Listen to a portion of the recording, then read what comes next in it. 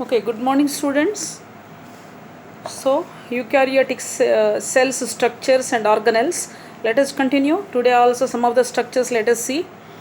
Okay, I am going very slowly so that you can learn one by one structure and before the normal classes will start. So, already your result got, you know your positions.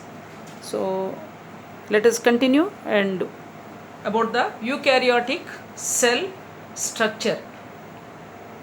Okay, eukaryotic cell structures, these are the organelles. So in this eukaryotic structures organelles, next one is the mitochondria. Next what we have to learn about that is the mitochondria. So where is mitochondria? Mitochondria will be there in plant cells as well as animal cells. Both the cells it will be there. Plant cell also it will be there and animal cell also it will be there. So you know already what is the important 9th class detail you have studied. What is the importance of the mitochondria?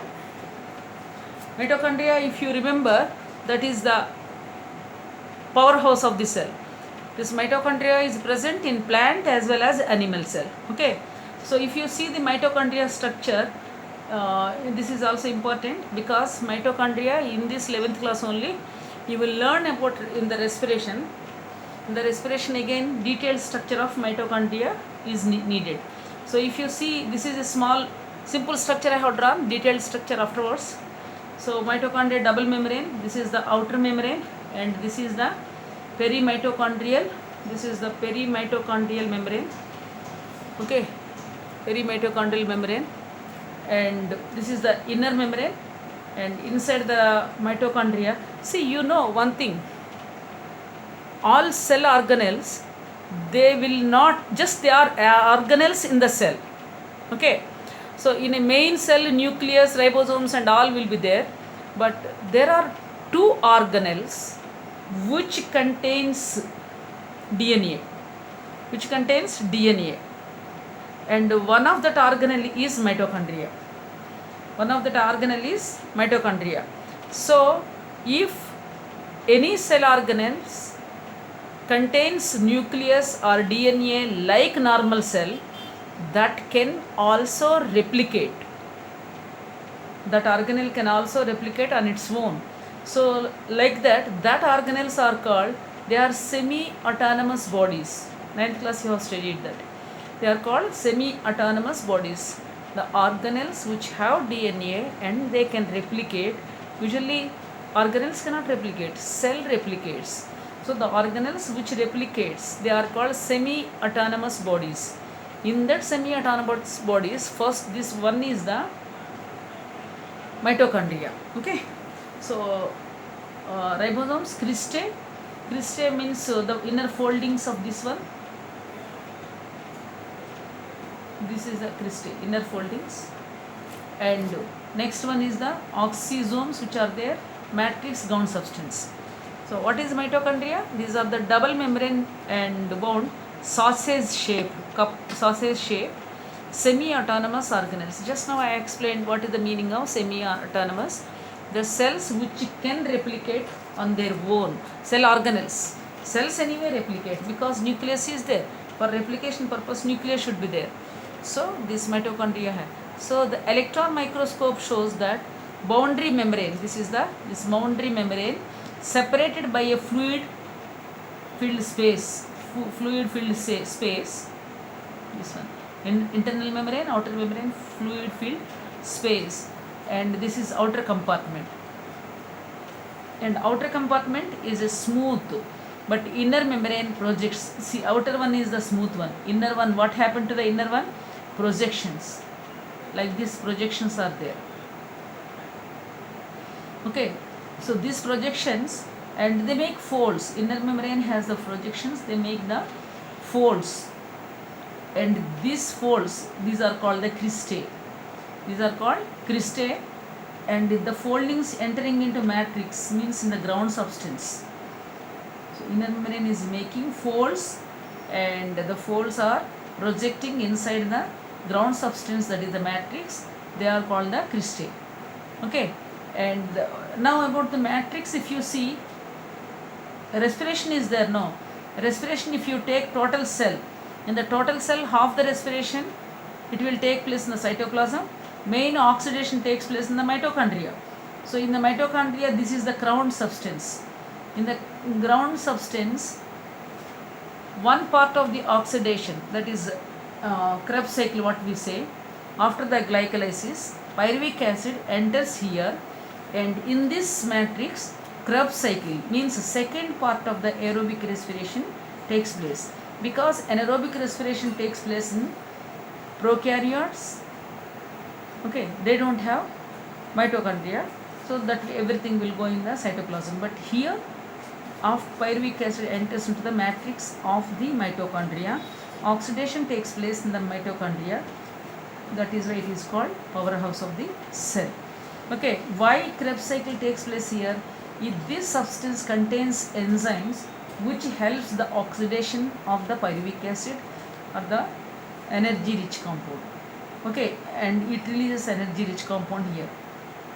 And matrix is actually enzymes rich it is, and there will be a circular DNA also, and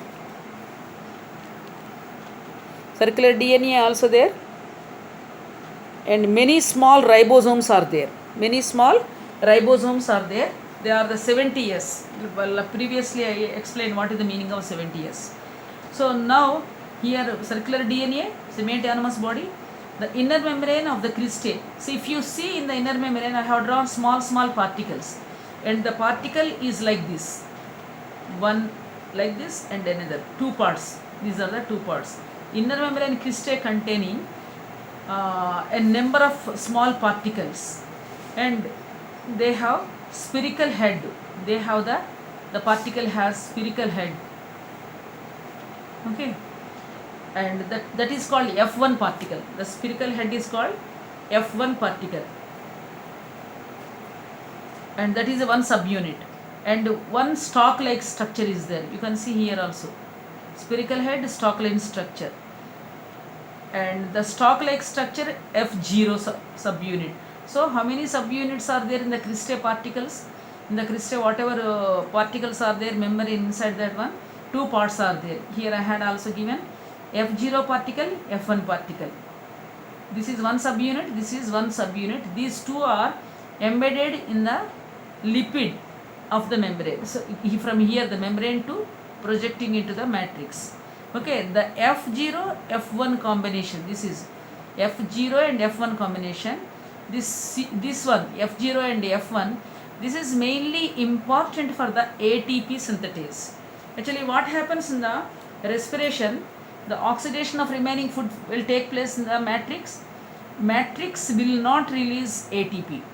ATP contains enzymes, and pyruvic acid converts into carbon dioxide, water plus energy rich compounds it produces. So that energy rich compound in the F0 and F1 particle, through this when it moves, it synthesizes ATP molecule. Okay.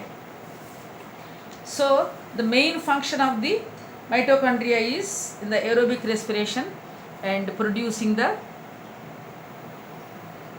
energy, ATP synthesis. Mitochondria, and they remain in the plant cell as well as in the animal cell, and they help in the synthesis of the ATP during the process of respiration. Okay. Next structure is plastids. Plastids you know very well, only in the plant cells. Plastids are present and only in the plant cell, and they are also membrane bound, double membrane. All organelles are single membrane. This mitochondria and plastids, they are double membrane. Okay, plastids, different kinds of plastids will be there. Maybe color plastids will be there, maybe green color plastids will be there, maybe white will be there. So depending upon that, plastids are divided. Okay, so first of all that is double membrane bound organelle of different shapes and different sizes, and they are found only in plant cell. That is very important point. Found only in the plant cell. Plastids are found only in the plant cell. Okay, and there are three types of plastids. What do they do, plastids? Actually, some plastids synthesize food and some are the storage ones. So first plastid is leuco. What is the meaning of leuco? Leuco means white. Leuco means white color substance in the plants. Whatever white color storage substance is there, that substance keeping one is the leucoplast. And these are the leucoplast means these are the oval, spherical, rod like, or filamentous, anything, maybe round, maybe spherical, maybe rod like, okay, and filamentous, and they may be colorless plastids. So leuco means colorless. They are the colorless plastids. And usually what do? They found in the wherever storage organs means starch prepared in the leaves that has to be stored, and that will be storage organs means tubers means root portions. For example, you can see whatever the root food items are root tubers. You can see potato is shoot, but it is underground, and carrot, beetroot, radish, and all the tubers which are storing the food material. And rhizomes, you can turmeric, ginger, and like that, whatever horizontal body. So here white color material will be in the substance. Starch is leucoplast stored, and mostly not there and exposed, are not actually underground tubers means they are not exposed to sunlight. Okay, the main function to store nutrients like starch. So in the leucoplast, what are the storing ones? Starch. What is starch? It's called amyloplast. Starch is called amyloplast. And next is proteins. Storing, that is aleuroplast. Starch means amyloplast, proteins means aleuroplast. Okay, two variety plastids you can. And third one is fats. So this leucoplast are storing food materials. If they are storing starch, that is called amyloplast. If they are storing proteins, that is called aleuroplast. If they are storing fats, they are called aleuroplast. Three words you have to learn. Okay, what are the three kinds of leucoplast means? Amyloplast, aleuroplast, and aleuroplast means starch storing, protein storing, fat storing. So second variety plastids are called chromo. Just like leuco means colorless, chromo means different colors. Chromo means different colors in the plants and flowers and whatever different green, orange, red, purple, different combinations, whatever colors you are doing now because of these plastids, chromoplastids. And these are the color plastids containing mainly, what are the colors? Yellow, red, orange pigments. So these main colors mixed together and different colors can be. And keratin, this is keratin, and xanthinophil. Kerotins means orange color, xanthinophils means yellow color. Okay, so what is the function of these different colors? Are there plastids are there in the flowers and all? Actually they help in attraction of the pollinating insects for the pollination and dispersal of fruits and seeds. That is the purpose of color ones. Okay, now third variety is called chloroplast. Third variety is chloroplast. So third variety, if you see the chloroplast, that is actually mainly chloroplast. Chloro itself already you know from childhood, green color. Wherever the green color is there in the plant, that is called the chloroplast, green color pigments. Wherever green color pigment is there in the leaf or stem or the branches are anywhere, that is chloroplast. Okay, and how they are looking? These are the green plastids containing mainly chloroplast and very little of keratin and xanthophyll. Slightly it will be there in the chlorophyll. Chlorophyll is the chloroplast is the main pigment, and for helping the taking the sunlight. Actually, what is the main function of the chloroplast? It takes sunlight, it absorbs sunlight and converts the solar energy into chemical energy. Okay, so that is very important in the universe is the chloroplast, and chloroplast absorbs energy. So when it is absorbing energy, the wavelength of light, big wavelength of light, red and blue and all, that only in the chloroplast, light receiving centers are there, they absorb. So with the help, along with the chloroplast, green color, 2 more or 3 more colors also take this one colors. So they are the carotins and xanthophyll. And chloroplast, if you see the structure, maybe lens shaped, this one chloroplast I have drawn, or oval or spherical or discoid or ribbon like. Can you tell me where is the ribbon like chloroplast? Ribbon like chloroplast you can see in the Spirogyra. Why Spirogyra? Spiral, ribbon like chloroplast, or sometimes cup shaped will be there. Okay. So what is the function? Just like mitochondria is the powerhouse of the cell, this is the chloroplast is the kitchen of the cell. Each chloroplast has a double membrane covering. See here, double membrane covering, outer and inner, and enclosing a colorless matrix. This is the inside, this is the colorless matrix is there. Matrix is called stroma, outer membrane, inner membrane. Okay, inside the stroma, what are their disc-like structures? You are able to see 1, 2, 3 like these structures. Okay, discoid-like structures, or flat membranous. This is one flat membranous like that, piling up one by one. Flat membranous structures are piling up in the matrix. So chloroplast, 2 membranes, outer membrane, inner membrane, and inside the center is the matrix. It contains one disc-like structures are pile up structures are there. Stalks of the coins like that, one by one. Okay. This total structure is granum. And single one is the thylakoid. Single one is called the thylakoid. So inside the matrix, what are there means stalks of coins called grana, whose number is about 40 to 100 in a chloroplast. That will be 40 to 100. The grana are interconnected. See here, this is in the matrix. There are tube-like structures are there. They are connected. One grana to another like that connected. That interconnected are called. This is the stroma. They are called stroma lamella. They are called what? Stroma lamella. Okay. That is just now you are learning simply very easy way. Afterwards you will learn total. Okay. Now coming to the ribosomes. Ribosomes, as you know that ribosomes, once you have learned some part of the ribosomes. Ribosomes are the wherever protein synthesis takes place.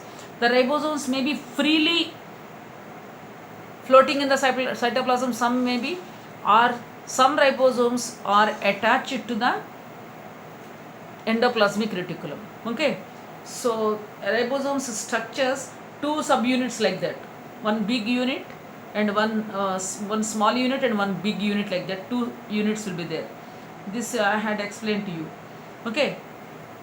Ribosomes were first observed by Pallade 1953 under the electron microscope. Okay, they are dense particles, and they are just, if you see their structures, granules, round structures, and attached on the surface of the endoplasm. Some will be attached on the endoplasmic reticulum.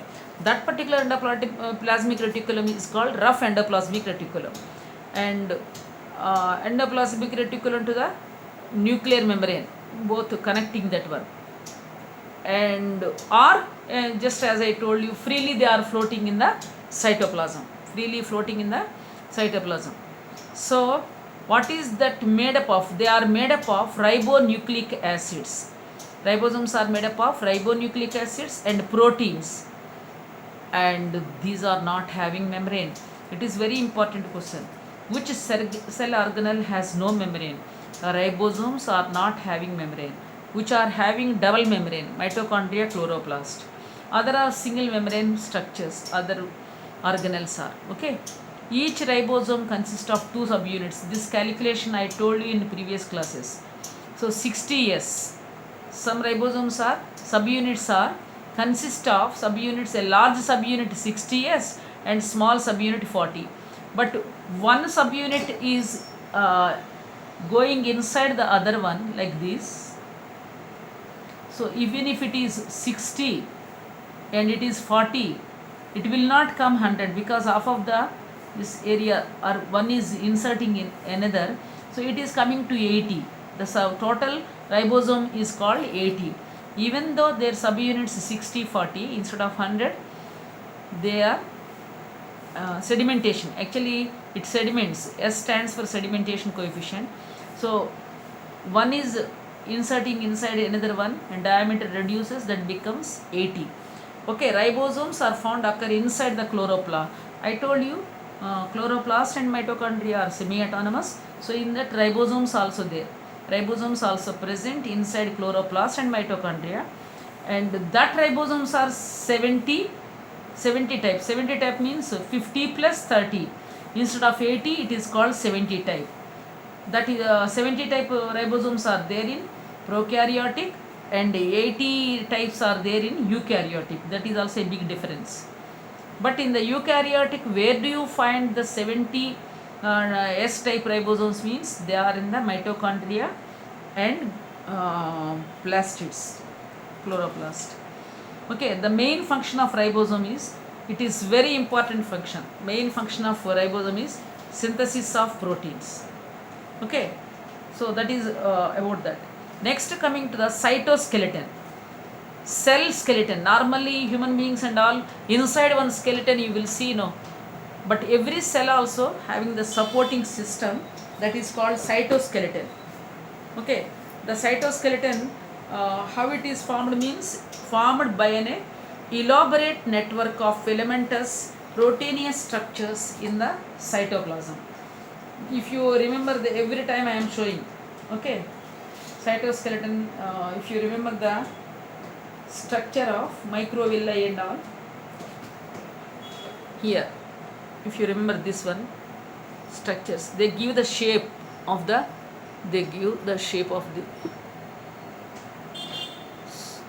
so cytoskeletons inside, they are inside the filament structures. Cytoskeletons is formed by an elaborate network of filamentous proteinous structures in the cytoplasm. So they give shape, just like skeleton gives shape to the body. These cytoskeleton or filamentous structures give shape to the cell. Okay, now what it is made up of? Cytoskeleton is made up of microtubules and microfilaments. Just now I showed you that. And what are the functions of these microfilaments? They give, suppose bone skeleton system is giving shape to the body, same way this cytoskeleton gives mechanical support and shape also it gives, and regulate the distribution and orientation of the cell organelles and help in the cell movement. Okay, so these are the some structures. Next one are the cilia and flagella. Cilia and flagella. Okay, cilia and flagella.